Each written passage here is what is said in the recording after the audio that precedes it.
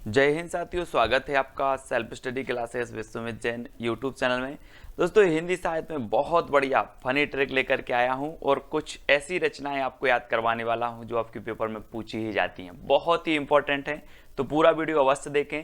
और इसके पहले बहुत सारे funny video, tricky video upload हो चुके हैं, उनको आपको ज़रूर देखना है। दोस्तों, जो भी हमारे नए साथी हैं वो चैनल को सब्सक्राइब कर लेना, वीडियो को लाइक और शेयर करना है। सिर्फ आपको पूरा वीडियो देखना है, कुछ भी याद नहीं करना। जितना भी मैं पढ़ाऊंगा पूरा आपको याद हो जाएगा।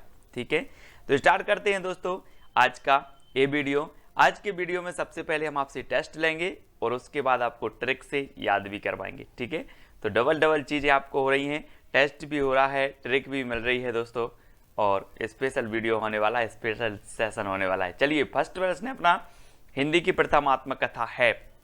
दोस्तों, कई बार क्वेश्चन पूछा जा चुका है अभी तक, और आपको बताना है कि हिंदी की प्रथम आत्मकथा कौन सी है। अच्छा, एक बात बताना दोस्तों, जब व्यक्ति अपनी आत्मकथा लिखता है तो आत्मकथा और प्रथम आत्मकथा तो क्या रह जाती है? अर्ध रह जाती है, अर्ध। आप बोलते हो सर मेरा प्रथम प्रयास था, अधूरा रह गया, लेकिन अगले प्रयास में मैं निकल जाऊंगा। तो प्रथम प्रयास था, आधा रह गया, अधूरा रह गया, यानी कि अर्ध कथानक है बनारसी दास जैन की, है ना। याद रख लेना, हिंदी की प्रथम आत्मकथा है, यानी कि जो आपका उत्तर हो जाएगा वो क्या हो जाएगा? अर्ध कथानक। आ नंबर आपका बिल्कुल सही हो जाएगा। ठीक है, प्रथम आत्मकथा आधी रह गई, अर्ध रह गई, तो अर्ध कथानक। ठीक है, पंक्तिहीन आत्मकथा किसकी है दोस्तों? चार विकल्प हैं आपके सामने, विष्णु प्रभाकर, राजेंद्र यादव, कमलेश्वर और रविंद्र कालिया। दोस्तों, एक चीज बताना कि इस सृष्टि की जो रचना की वो किसने की? विष्णु जी ने। ठीक है, और विष्णु जी ने पक्षियों को पंख दिए, लेकिन इंसानों को पंख नहीं दिए। विष्णु जी ने कहा कि अगर इंसानों को पंख दे दिए होते तो ये तो फिर क्या आसमान में उड़ते हैं ना, इसलिए क्या किया विष्णु जी ने? पंखहीन बना दिया। बोले पंख नहीं देंगे, तो पंखहीन बना दिया किसने? विष्णु जी ने। इसलिए पंखहीन जो आत्मकथा होगी वो किसकी होगी? विष्णु प्रभाकर। विष्णु प्रभाकर, यानी कि जो आपका विकल्प नंबर आ है वो क्या हो जाएगा? बिल्कुल सही हो जाएगा। अब कभी पूछा जाएगा बोले पंखहीन, हाँ कहीं बोले इंसानों को पंखहीन बना दिया विष्णु जी ने, है ना। सृष्टि के रचयिता हैं, तो आ नंबर आपका बिल्कुल सही हो जाएगा। अगला बताना है, बूंद बावड़ी किसकी आत्मकथा है दोस्तों? बूंद बूंद बावड़ी, है ना। जब आप किसी चीज के लिए आपकी लगन होती है, किसी चीज के लिए आपकी धुन होती है, तो आपकी बूंद बूंद बावड़ी हो जाती है। ऐसा ही दोस्तों, किसी का नाम है पद्मा, है ना, और पद्मा के बारे में सच है कि पद्मा सच में बावड़ी है। पद्मा सच में बावड़ी है, तो पद्मा सचदेवा की जो आत्मकथा होगी वो कौन सी होगी? बूंद बावड़ी। कौन सी होगी? बूंद बावड़ी। अब मैं कभी भी आपसे पूछूंगा बूंद बावड़ी आत्मकथा किसकी है, तो आप बोलोगे पद्मा सच में बावड़ी है। क्या बोलोगे? पद्मा सच में बावड़ी है। ठीक है, तो पद्मा सचदेवा की आत्मकथा का नाम क्या है? बूंद बावड़ी। आ नंबर आपका बिल्कुल सही हो जाएगा। अगला देखते हैं दोस्तों, लगता नहीं है दिल मेरा। तो आपने देखा होगा कि जब श्री कृष्ण जी चले गए तो गोपियों ने कहा कि उद्धव लगता नहीं है दिल मेरा, है ना। किसने कहा? गोपियों ने। कौन चले गए थे? श्री कृष्ण चले गए थे। कृष्ण चले गए तो कृष्णा अग्निहोत्री, है ना। लगता नहीं है दिल मेरा, कृष्णा अग्निहोत्री, यानी कि कृष्ण चले गए तो कृष्णा अग्निहोत्री, और इनके बिना लगता नहीं है दिल मेरा। तो लगता नहीं है दिल मेरा कभी भी पूछा जाएगा, बोले लगता नहीं है दिल मेरा आत्मकथा के लेखक कौन है, लेखिका कौन है, तो बता देना कि कृष्ण के बिना लगता नहीं है दिल मेरा, यानी कि कृष्णा अग्निहोत्री। सा नंबर आपका बिल्कुल सही हो जाएगा। ठीक है, अगला है दोस्तों, जो कहा नहीं गया आत्मकथा है, तो ये किसकी है? जो कहा नहीं गया दोस्तों, कुसुम नाम की कोई लड़की है और उसे अपनी कोई मन की बात कहनी है, लेकिन उससे कहा नहीं गया। क्या नहीं कहा गया? कहा नहीं गया। या फिर ऐसे करते हैं दोस्तों कि कुछ लोग क्या होते हैं, अपनी बात नहीं कह पाते सामने, तो वो क्या करते हैं? कुसुम दे देते हैं। कुसुम, है ना, कुसुम यानी कि फूल, फूल दे देते हैं। बोले जो कुछ कहा नहीं गया वो फूल से कह देंगे, है ना। तो जो कहा नहीं गया कुसुम अंचल, जैसा भी आपको याद रखना है। ठीक है, कुसुम अंचल। डी नंबर आपका बिल्कुल सही होगा। जो कहानी गया कुसुम अंचल, वो कुसुम से कह दिया। ठीक है, तो डी नंबर आपका बिल्कुल सही हो जाएगा। अगला है दोस्तों, एक कहानी यह भी, आत्मकथा किसकी है? एक कहानी यह भी। दोस्तों आपको पता है कि बहुत ही बढ़िया आत्मकथा है। और एक कहानी यह भी, कहीं भंडारा चल रहा था और वहां पर लड़ाई हो गई, तो सब ने बोला कि लो एक कहानी यह भी बन गई। एक कहानी यह भी बन गई, काय में? भंडारे में। तो एक कहानी यह भी भंडारे में, यानी कि मन्नू भंडारी, है ना। मन्नू भंडारी की ये रचना है। आपका बंटी भी एक रचना है इनकी, लेकिन ये आत्मकथा है इनकी, एक कहानी यह भी मन्नू भंडारी, भंडारे में एक कहानी यह भी। ठीक है, तो 7 नंबर आपका बिल्कुल सही हो जाएगा। मेरी जीवन यात्रा आत्मकथा है, तो किसकी है दोस्तों? 4 विकल्प हैं, विकल्प अनुसार उत्तर बताना है, क्योंकि ये 2 लोगों की आत्मकथा है इसी नाम से, मेरी जीवन यात्रा। एक राहुल सांकृत्यायन जी की है ना, और दूसरी है जानकी देवी बजाज। लेकिन मेरी जीवन यात्रा कौन सी गाड़ी से करना है हमें? बजाज गाड़ी से करना है, बजाज, है ना। ये बजाज की गाड़ी दिख रही है यहाँ पर, बजाज गाड़ी से मेरी जीवन यात्रा शुरू करनी है, बजाज से करनी है, तो जानकी देवी बजाज और मेरी जीवन यात्रा, यानी कि आपका उत्तर क्या होगा? विकल्प नंबर बी। ठीक है, बी नंबर आपका बिल्कुल सही हो जाएगा। अब कभी भी आएगा जानकी देवी बजाज की जो आत्मकथा का नाम है वो क्या है, तो आप बोलोगे कि मैंने बजाज गाड़ी से मेरी जीवन यात्रा प्रारंभ की थी, बजाज से। ठीक है, ऐसे भी याद रखेंगे। दोस्तों तिरस्कृत आत्मकथा किसकी है? तिरस्कृत अपन बोलते हैं, क्या बोलते हैं कभी कभी जब अपन बहुत सारा काम कर लेते हैं यार, अपन बोलते मैं तो त्रस्त हो गया इस काम से, ऐसे बोलते ना। ऐसे ही सूरज आपको रोज प्रकाश दे रहा है, रोज आपको धूप दे रहा है, सूरज भी कभी बोल देगा यार मैं तो त्रस्त हो गया हूँ, धूप दे करके, प्रकाश दे करके क्या हो गया हूँ? त्रस्त हो गया हूँ। कौन बोल रहा है? सूरज बोल रहा है। तो सूरजपाल चौहान, तिरस्कृत ये जो आत्मकथा है वो किसकी होगी? सूरजपाल चौहान की, क्योंकि जो सूरज है वो क्या हो गया है? त्रस्त हो गया है ना, त्रस्त हो गया है। तो इस प्रकार से तिरस्कृत आत्मकथा सूरजपाल चौहान की होगी। आ नंबर आपका बिल्कुल सही होगा। लौटाओ धार संस्मरण है, तो किसका है? लौटाओ धार। दोस्तों आपको पता है, यहाँ चित्र में देखो, ये किसकी धार है? दूध की धार है। अब दूध की धार एक बार निकल जाए तो लौट के आएगी क्या? बोले लौटाओ धार, काई की? दूध की। तो दूधनाथ सिंह, है ना। आ नंबर आपका बिल्कुल सही हो जाएगा, दूधनाथ सिंह। लौटाओ धार दूधनाथ सिंह की रचना है, बहुत ही बढ़िया है ना, संस्मरण है, याद रखेंगे। अगला है दोस्तों, याद हो कि ना याद हो, संस्मरण किसका है? आपने वो फिल्म देखी होगी घातक, सनी देओल की। उसमें बोलता है कि आपको सुनकर बहुत खुशी होगी कि आज से आप मेरी गिरफ्त में काम करोगे। लेकिन याद रखना यहाँ पर हमें क्या है? याद, काशीनाथ, याद हो कि ना याद हो, आज से तुम मेरी गिरफ्त में काम करोगे। याद हो कि ना याद हो, किससे बोले हैं? काशीनाथ, काशीनाथ। इसमें सनी देओल का नाम क्या रहता है? काशीनाथ। और काशीनाथ याद रखना है, याद हो कि ना याद हो, आज से तुम मेरी गिरफ्त में काम करोगे, है ना। तो आपको याद रख लेना, याद हो कि ना याद हो, इसके जो लेखक हैं वो कौन है? काशीनाथ से हैं, यानी कि आपका जो विकल्प नंबर डी है वो बिल्कुल सही हो जाएगा। अगला है दोस्तों, अतीत के गर्त से संस्मरण है, तो किसका है?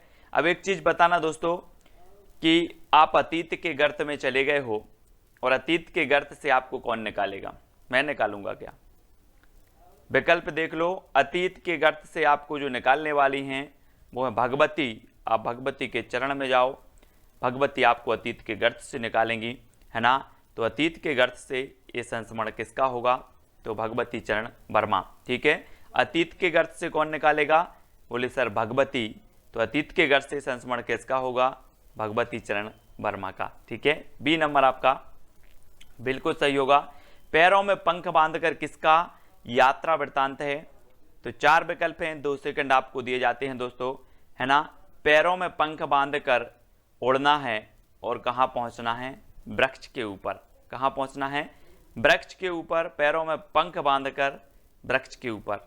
ठीक है, यानी कि राम वृक्ष वैनीपुरी। ठीक है, पैरों में पंख बांधकर वृक्ष के ऊपर बैठना है, तो राम वृक्ष वैनीपुरी, बी नंबर आपका बिल्कुल सही हो जाएगा। सृजन के सेतु किसका संस्मरण है? सृजन के सेतु बताना है हमें दोस्तों। और आपको पता होगा दोस्तों कि इस सृष्टि का सृजन किया विष्णु जी ने, तो सृजन के सेतु भी कौन होंगे? कौन होंगे? विष्णु प्रभाकर, है ना। याद रख लेना, विष्णु प्रभाकर और पंखहीन इनकी आत्मकथा है। सृजन के सेतु इनका संस्मरण है विष्णु प्रभाकर जी का, ठीक है। तो सृजन के सेतु कौन है? विष्णु, यानी कि विष्णु प्रभाकर, ठीक है। तो सा नंबर आपका बिल्कुल सही होगा। रेखाएं बोल उठी, दोस्तों आप बोलते हैं लकीरों पर विश्वास करते हैं हाथ के लोग, बोले रेखाएं बोल उठी, क्या बोल उठी? सत्य बोल उठी। रेखाएं बोल उठी, सत्य बोल उठी, तो सत्य से आपका क्या बनेगा? देवेंद्र सत्यार्थी। रेखाएं सत्य बोल उठी, तो देवेंद्र सत्यार्थी इनकी रचनाकार होंगे, रेखाएं बोल उठी, ठीक है। आ नंबर आपका बिल्कुल सही हो जाएगा, है ना। रेखाएं सत्य बोल उठी, तो देवेंद्र सत्यार्थी। अगला देखो, दोहरा अभिशाप आत्मकथा के रचनाकार कौन है? दोस्तों 4 विकल्प हैं, 2 सेकंड है, बहुत अच्छी ट्रिक में आपको बता रहा हूं। आपने रामायण देखी होगी दोस्तों, और रामायण में आपने देखा होगा कौशल्या माता को दोहरा अभिशाप मिला। एक तो राम का वनवास, दूसरा दशरथ जी का निधन। दोहरा अभिशाप उनको मिला, किसे मिला? कौशल्या जी को। तो दोहरा अभिशाप किसे मिला? आपसे पूछूंगा कि दोहरा अभिशाप ये आत्मकथा किसकी है, तो आप बोलोगे सर रामायण में दोहरा अभिशाप मिला था कौशल्या जी को, तो कौशल्या वैसंतरी, है ना। दोहरा अभिशाप आत्मकथा है कौशल्या वैसंतरी साहब की। ये तो सिर्फ माध्यम है दोस्तों कि जो हमें ज्ञात चीज है हम उससे इस अज्ञात चीज को याद कर रहे हैं, ठीक है। हमें ज्ञात था रामायण में कौशल्या जी, है ना, इस प्रकार से हमने उनको रिलेट करके ये चीज याद कर ली, ठीक है। तो दोहरा अभिशाप आत्मकथा किसकी है? कौशल्या वैसंतरी, ठीक है। आ नंबर आपका बिल्कुल सही हो जाएगा। घुटन आत्मकथा के रचनाकार कौन है? दोस्तों आपको घुटन कब होती है? हम बोलते ना कि यार मुझे घुटन हो रही है ना। कोई कोई जब रहते हैं, बहुत सारे लोग ऐसे रहते हैं जिनको राम और शंकर उनके इष्ट देवता होते हैं, और राम और शंकर के जब तक वो दर्शन ना करें तब तक उन्हें क्या होती है? घुटन होती है ना। हम और आप सभी लोग ऐसे ही हैं, और जब राम और शंकर के दर्शन ना हो तो क्या होने लगती है? घुटन होने लगती है। तो घुटन आत्मकथा किसकी होगी? रमाशंकर आर्य की। रमाशंकर आर्य, यानी कि आपका विकल्प नंबर बी जो है वो बिल्कुल सही हो जाएगा, ठीक है। घुटन आत्मकथा। अन्या से अनन्या की रचनाकार कौन है? दोस्तों 4 विकल्प हैं दोस्तों। अन्या लिखा है यहां पर, तो समझ लो कि अन्न, आप बोलते ना कि अन्न हमें प्राप्त होता है कहां से? खेतों से। कहां से प्राप्त होता है अन्न? खेतों से प्राप्त होता है ना। एक वो लोकगीत है, आपने सुना होगा, अन्न देव महाराज तुमसे लगो संसार। आपने लोकगीत सुना होगा, बुंदेलखंडी भाषा में है ना। तो अन्न कहाँ पैदा होता है? खेतों में। तो अन्या से अनन्या की रचनाकार कौन है? प्रभा खेतान, है ना। प्रभा खेतान याद रख लेना, ये है। और दोस्तों इनकी एक रचना है पीली आंधी। मैंने आपको बताया था कि पीली आंधी कहाँ आती है? जब सरसों फूलता है खेतों में तो ऐसा लगता है कि पीली आंधी आ गई हो, तो पीली आंधी भी है दोस्तों प्रभा खेतान की रचना। लेकिन अन्या से अनन्या ये आत्मकथा है प्रभा खेतान जी की, याद रखेंगे, बहुत ही बढ़िया है। खेतों में अन्न उपजता है, अन्न निकलता है ना, इसलिए अन्या से अनन्या प्रभा खेतान। मेरे 7 जन्म, मेरे 7 जन्म। दोस्तों सभी लोग चाहते हैं कि मेरा एक जन्म ही नहीं, मेरे 7 जन्म हंस हंस के कट जाएं। कैसे कट जाएं? हंस हंस के कट जाएं। तो मेरे 7 जन्म के रचनाकार कौन होंगे?